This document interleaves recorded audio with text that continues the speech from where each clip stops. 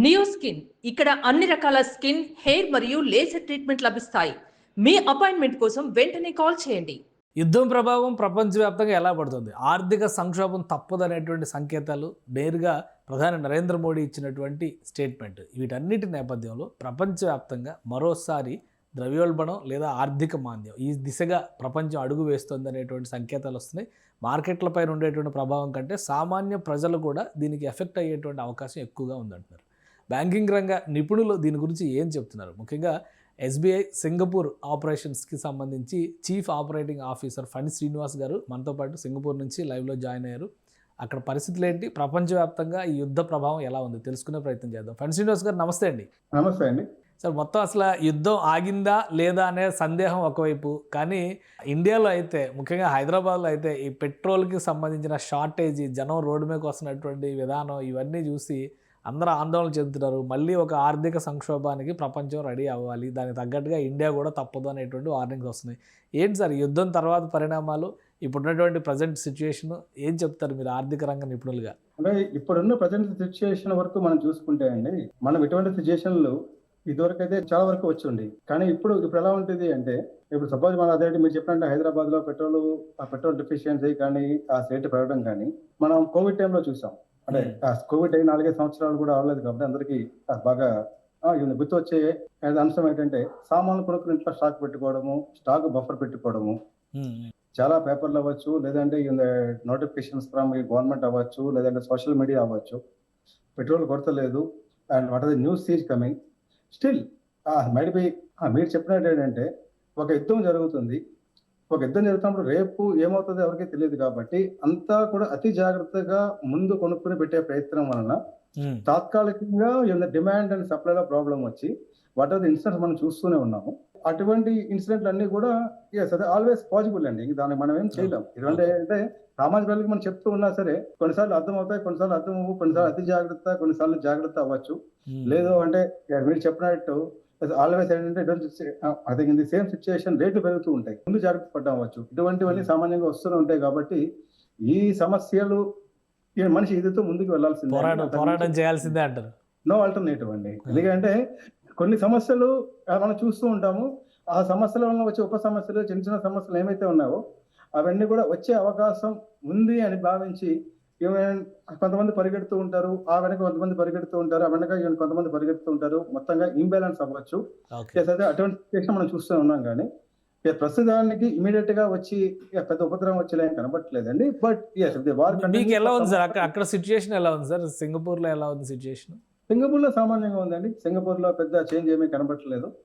But అంటే Singapore వరకు అంటే ఇంపోర్ట్ బేస్డ్ కంట్రీ కాబట్టి రేట్లు పెరిగే అవకాశం ఉంది. కానీ పెద్ద అదే మన ఇండియాలో చూసిన ఇంపాక్ట్ టైం కనబడదు. ఎందుకంటే జనాభా కూడా బాగా తక్కువ కాబట్టి no much impact like India. యుద్ధం కంటిన్యూ అవుతుంది అక్కడ. యాక్చువల్గా అమెరికా డ్రాప్ అయిన తర్వాత ఇజ్రాయెల్ వర్సెస్ ఇరాన్ రెగ్యులర్గా జరిగే యాక్టివిటీలా ఉన్నప్పటికీ కూడా క్రూడ్ సప్లై అలానే స్టాక్ మార్కెట్లు కొలాప్స్ అవ్వడం, అమెరికా స్టేట్మెంట్ ఇచ్చిన తర్వాత కొంత తేరుకుంటున్నటువంటి పరిస్థితి ఉంది. సో ఈ పరిస్థితి ప్రపంచవ్యాప్తంగా ఇలానే ఉంటుందా? మిగతా దేశాల పరిస్థితి ఏంటి? అంటే ఇప్పుడు మీరు చెప్పిన మొత్తం 3 పాయింట్లకి కూడా ఒకదానికి డాటెడ్ కనెక్షన్ ఉందండి. ముందంటే యుఎస్ ఎకానమీ, ఆ తర్వాత ఈక్విటీ మార్కెట్స్, తర్వాత క్రూడ్. ఆ మొత్తం ప్రపంచంలో జరిగి అన్ని రకాల లావాదేవీలకి కూడా the base currency is only that US dollar. So అంటే యుఎస్ డాలర్ లేకుండా ఎటువంటిది జరగదు కాబట్టి సో అంటే యుఎస్ డాలర్ లేక బలపడచ్చు ఆర్ అదర్వైజ్ బలహీన పడచ్చు. దాన్ని బట్టి మార్కెట్ నడుస్తూ ఉంటాయి. అండ్ సెకండ్ ఈక్విటీ మార్కెట్ మనకందరికీ తెలిసిన విషయమే. సో అంటే మార్కెట్ లో ఉన్న manufacturing product or GDP or అది ఎక్స్పెక్టింగ్ ఆ ఫ్యూచర్ ప్రాఫిట్ వలన మన ఈక్విటీ మార్కెట్ ముందుకి వెనక్కి జరుగుతూ ఉంటుంది. కానీ ఈ రోజు మొత్తం ప్రపంచంలో key power sourcing is only from the crude. Crude లేనిది ఒక చిన్న మోటార్ నడకపోవచ్చు. లేదు అనుకుంటే చూడండి మీరు అదే ఇప్పుడు అది సింపుల్ గా మన ఇండియాలో చూసుకుంటే ఏంటంటే సోలార్ ఎనర్జీ ఉంది, దాని హైడ్రో పవర్ ఉంది, దాని థర్మల్ పవర్ ఉంది, దాని గ్యాస్ పవర్ ఉంది. సో అంటే ఎప్పుడైతే భారతదేశానికి ఈ గ్యాస్ రావడం తగ్గిపోయిందో, you forget about the LPG, like ఇంట్లో వాడే ఎల్పిజి కాదు, whatever the industrial gas ఏదైతే వాడిందో, సో అది ఇండియాలో యూరియా వాడకం తగ్గిపోయింది, అదే యూరియా ప్రొడక్షన్ తగ్గిపోయింది. వన్ దట్ యూరియా ప్రొడక్షన్ తగ్గిపోయినప్పుడు మనకి తర్వాత వచ్చి పంటలు అవ్వచ్చు, లేదంటే పంటల దిగుబడి తగ్గచ్చు. So that like all these points are interlinked. అలాగే క్రూడ్ రేట్ పెరిగినప్పుడు మనకు తెలుసు మొత్తం ట్రాన్స్పోర్టేషన్ అండ్ దేశాల మధ్య కావచ్చు, లేదంటే విత్ ఇన్ ది కంట్రీ కావచ్చు, what ever the transportation everything, petrol diesel కావాల్సిందే. ఎప్పుడైతే పెట్రోల్ డీజిల్ లేదో ఆర్ పెట్రోల్ డీజిల్ రేట్ పెరిగిందో ట్రాన్స్పోర్ట్ రేట్లు పెరుగుతాయి. ఈ రోజు మనకు తెలుసు అంటే టమాటా 5 రూపాయలకి ఒక రైతు అమ్మినా సరే మార్కెట్ లో 15 రూపాయలకి ఎందుకు అమ్ముతారు అంటే రైతు దగ్గర నుంచి మార్కెట్కి వచ్చే ట్రాన్స్పోర్ట్ కూడా ఒక కారణం. మీ ట్రాన్స్పోర్ట్ రేట్లు పెరుగుతాయి. సో అంటే వెన్ ఎవర్ ద ద్రవ్యోల్బణం ఎప్పుడైతే పెరుగుతూ ఉంటుందో మనకి అది వడ్డీ రేట్లు పెరుగుతాయి. సో అదే ఆల్ ది ఇంబ్యాలెన్స్ అనేది సెంట్రల్ బ్యాంక్స్ చూస్తూ ఉంటాయి. బట్ అదే ఇప్పటికిప్పుడు కొంత సంక్షోభం ఉన్న మాట నిజమే కాదండి. యుద్ధం ఆగిందా లేదా, ఆ తర్వాత ఏమవుతుంది, how the crude will play, how the gold will play and how the equity markets react అనేది మనం ఇప్పటికిప్పుడు చెప్పడం చాలా ముందు అవుతుంది. బట్ అదే within 15 days or 1 month clear cut idea వచ్చే అవకాశం ఉంది. రైట్ సార్, ఇంకొకటి గోల్డ్ మార్కెట్ గురించి కూడా ఈ వారం రోజులు బాగా చర్చ జరుగుతుంది. మామూలుగా యుద్ధం ఇలాంటి అనిశ్చిత పరిస్థితులు ఉన్నప్పుడు గోల్డ్కి డిమాండ్ పెరుగుతుంది. కానీ ఈసారి ఎవరు ఊహించిన విధంగా గత 40 ఏళ్ల రికార్డులను తిరగరాసి డౌన్ఫాల్ అయింది గోల్డ్కి.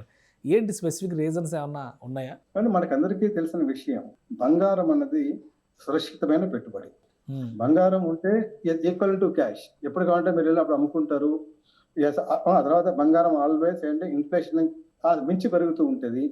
ఈవెన్ సుమారుగా మీరు అది లాస్ట్ 50 సంవత్సరాల్లో చూసుకుంటే కనుక ప్రతి 5 సంవత్సరాలకి గోల్డ్ రేట్ కనీసం రెట్టింపు అయింది. ఇప్పుడు అంటే కనీసం రెట్టింపు అయ్యి ఏ పథకం లేదు. అంటే మీరు పెట్టుకుని మీరు వాడుకుంటూ మీ చేతిలో మీరు ఇప్పటికప్పుడు మీకు ఎప్పుడు కావాలంటే అప్పుడు అమ్ముకునే విధంగా ఉన్న బంగారము అదే సమయంలో ప్రతి 5 సంవత్సరాలకి దాని వాల్యూ రెట్టింపు అవుతుంది. మన ఇండియా వరకు చూసుకుంటే same position in the globe also. బంగారం కానీ యుఎస్ డాలర్ కానీ అది బోత్ ఆర్ ఇంటర్లింక్డ్. ఇప్పుడు బంగారం రేట్ ఎందుకు తగ్గుతుంది అంటే అండి, యుఎస్ డాలర్ యొక్క డామినెన్స్ పెరుగుతుంది. యుఎస్ డాలర్ ఎప్పుడైతే డామినెన్స్ పెరుగుతుందో గోల్డ్ తగ్గడం మొదలుపెట్టింది. And at the same time ఇంకో విషయం ఆలోచించుకుంటే గోల్డ్ గత సంవత్సర కాలంలో చాలా ఎక్కువగా ఈవెన్ గత 2 సంవత్సరాల్లోనే అది డబల్ కన్నా ఎక్కువైందండి. ఈవెన్ అది లాస్ట్ 1 year మీరు సపోజ్ మనం 2026 మార్చిలో ఉన్నాము, మీరు 2025 మార్చికి ఇప్పుడు చూసుకుంటే గోల్డ్ సుమారుగా డబుల్ అయింది. మనకి మన ఇండియాలో చూసినట్టు బంగారము పెట్టుబడి కింద లేదంటే ఇంట్లో ఆభరణాల గురించి కొనుక్కోవడం ఒకటి, మార్కెట్ లో ట్రేడింగ్ ఒకటి.